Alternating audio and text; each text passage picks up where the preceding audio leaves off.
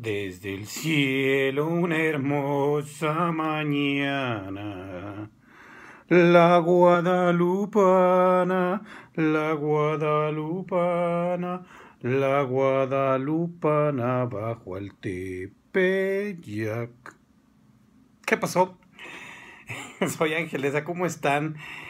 Bueno, ya se me volvió costumbre cantar al principio de mis intervenciones en YouTube. No sé si lo odian o lo detestan, pero bueno, la razón por la que canté esta particular canción en este particular video es porque leí este particular libro. Ya les había yo dicho en el Facebook que íbamos a ver, síganme en Facebook, síganme en Twitter, que íbamos a hacer un booktubing de este libro, de La desaparición del Ayate, de Gerardo Huerta Maza, que es un libro de 2012 que apenas tuve la oportunidad de leer. Y bueno, como dice ahí ya, tal cual se los está diciendo aquí desde un principio, es una novela sobre un robo, sobre el robo del ayate de Juan Diego de la Basílica de Guadalupe, de la famosa tilma donde está plasmada la imagen de la Virgen de Guadalupe. Y pues es obviamente uno de los símbolos más queridos y más respetados de México. Se dice incluso en México que uno puede ser católico, digo, puede no ser católico, pero sí ser guadalupano, y así es. Entonces imagínense las consecuencias, lo que pasaría realmente si este ayate un día desapareciera. Y así empieza la novela cuando el padre Fonseca, el arcipreste de la Basílica de Guadalupe, va y abre las puertas, muy a gusto, ya está abriendo, va entrando la gente y de repente ¡ay! ¡Ay!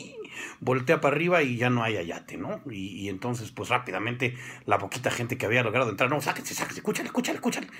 No, sí, es que ahorita están limpiando el ayate, por eso no está, y ¡zas! Lo saca y les trata, y obviamente les dice que el ayate está en restauración y que en ese momento iban a cerrar la basílica, que se les había olvidado.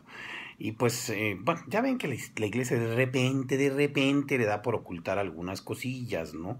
No vaya a ser.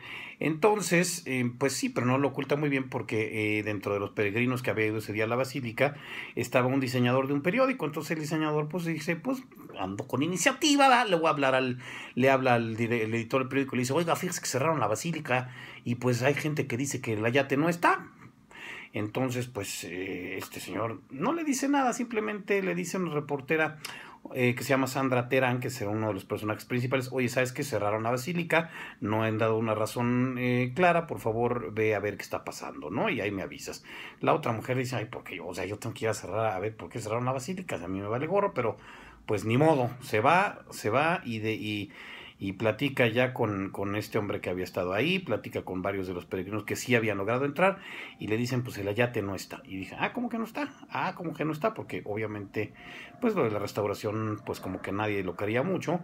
Entra a la oficina del abad de la basílica, que ya aparece entonces el padre Leonardo, que es el jefe del otro padre. Ya le avisaron y ya están viendo qué está pasando y cómo le van a hacer para, uno, recuperar el ayate, y dos, que nadie se dé cuenta de que está perdido todavía.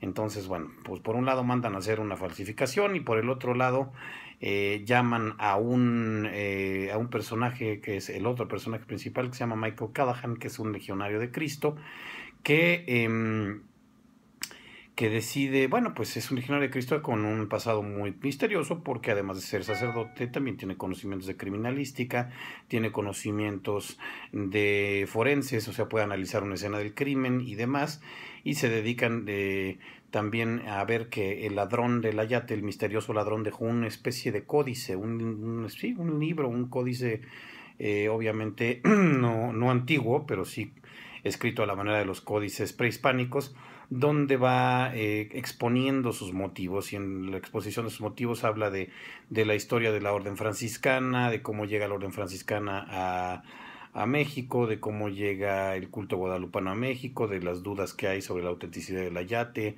etcétera, etcétera, y con eso trata como de revelarles los motivos por el cuales lo robó. Ahí también aparece un historiador llamado Cienfuegos, así se llama, que es el que les ayuda a descifrar el ayate, y ahí pues empiezan los debates de que si el culto a la Virgen, o que si el ayate es auténtico, que si no lo es, que si el culto a la Virgen es adorar una imagen que pues realmente no es una imagen milagrosa. Y ahí es donde el libro empieza a fallar, porque pues el libro te lo venden como un thriller, como un libro de estos de detectives, donde vas a estar sintiendo emoción y suspenso en todo momento. y la verdad es que no lo es. Digamos, podríamos compararlo al Código Da Vinci, porque habla también de cuestiones religiosas y de simbolismos y de enigmas escondidos en la historia de la religión, pero en el Código Da Vinci, si ustedes se acuerdan, si no resolvían el acertijo, se moría alguien. Aquí nunca llega ese sentido de urgencia, los personajes resultan muy planos, porque pues de repente ya la reportera ya se enamoró del sacerdote y el sacerdote ya también, pero nunca, no se ahonda en los personajes, entonces pues no se te vuelven entrañables, se te vuelven dos extraños con los que nunca logras hacer empatía. Y pues les digo, tampoco hay nunca ese thrill, que es lo exacto, el thriller, que es ese sentido de urgencia de que, híjole, ¿qué va a pasar? ¿Qué va a pasar? Porque aparte ya, si vas leyendo el libro con cuidado y ya conoces de novela de detectives, digamos que para la página 200 ya sabes quién es el ladrón. A lo mejor no sabes todavía bien los motivos, ni qué va a pasar con el ayate, pero sí sabes ya quién es el ladrón y pues ya nomás estás esperando en las últimas páginas a que te lo confirmen y se tardan un rato en confirmarlo. Si les interesa saber cómo está hecha la basílica, si les interesa una pequeña introducción al culto guadalupano en México, pues lean este libro, pero pues para eso no compra uno libros de detectives, compra uno un tratado histórico. Entonces, pues miren, pues no sé, yo esa es la opinión que les dejo. Hay muchas otras novelas de detectives que podrían comprar. El tema muy interesante, la ejecución no lo es tanto. La desaparición del Ayate de Gerardo Huerta Maza, editorial de bolsillo. Léanlo, si gustan, llévenselo a alguna vacación bajo su propio riesgo. Va a ser un thriller que no los va a thrillear. Nos vemos la próxima.